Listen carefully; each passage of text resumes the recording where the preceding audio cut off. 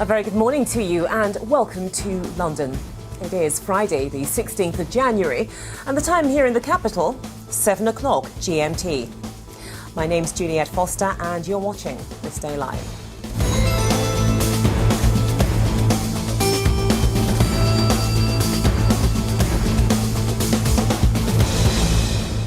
The top stories we're following this morning. Belgian police killed 2 people and arrest a 3rd during anti-terror raids against suspected Islamist extremists. Prosecutors say the men were just hours away from launching a series of major attacks. Pope Francis says you can't make fun of faith. The pontiff said there should be limits to freedom of expression after the publication of the controversial Charlie Hebdo cartoons. Nigeria's President Goodluck Jonathan makes a surprise visit to the country's insurgent-hit northeast. He met soldiers injured in the fighting against Boko Haram and spoke to people left homeless by the violence. And it's the awards season in Hollywood.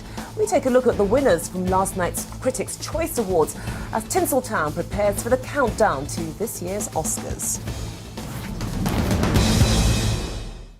Well, I'm joined in the studio by the journalist Paul Martin. Now, he reported on the revolution at the time and he's been following the story ever since. Paul, a very good morning to you. Those of us who remember those events, we remember him as a dictator, the man who left behind this poisonous legacy.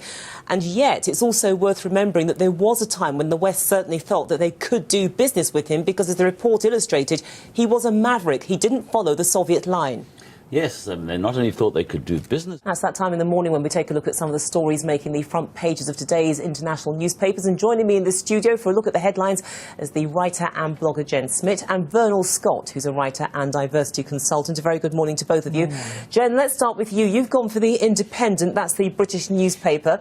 And the headline, well, illustrated with a picture, in fact, primate suspect, meet Sandra, the non-human person whose landmark legal victory could set a beastly precedent. Yes. But let's return to the top story that we're following here on This Day Live, the fact that France is holding a day of mourning after the horrific attack on Wednesday in which 12 people were killed at the offices of the satirical French newspaper Charlie Hebdo. 8 of those people who were killed were actually journalists. Some breaking news coming through, in fact, that several people, according to news reports, have been arrested as part of the investigations into that attack. Well, joining me live from the French capital, Paris, is Arise News' special correspondent John Cookson.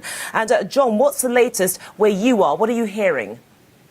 Now, most people have heard of the legendary opera singers Luciano Pavarotti, Maria Callas, Dame Joan Sutherland, Jessie Norman, the list goes on. Well, a new name is about to join that distinguished panel. Omobelo is a French-Nigerian soprano whose singing has won her legions of fans and led to sell-out performances at some of the world's leading opera venues, including London's Royal Albert Hall. And as if that wasn't enough, Omo is also a goodwill ambassador for the humanitarian peace organisation Rotary International.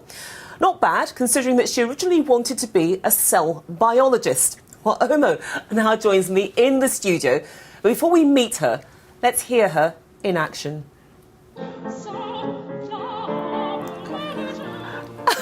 Omobelo, welcome. You were about to say something before we cut back to you in the studio. You couldn't believe yourself there. Well, yes, it brought back a very lovely memory.